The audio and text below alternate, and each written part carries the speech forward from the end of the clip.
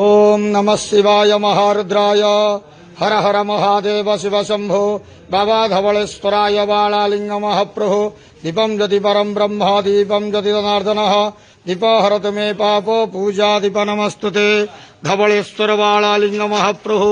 संसार सुखी रखंदो आज शुभ शुक्रवार रे समस्त श्रद्धालु भक्त मान को आश्रीपद करंतो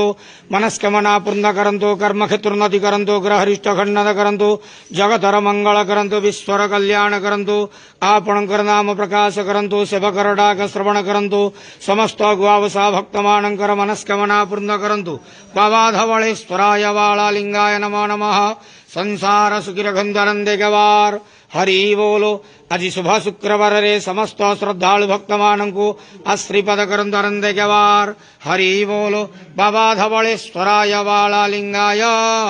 नमो नमः ओम नमः शिवाय महारुद्राय।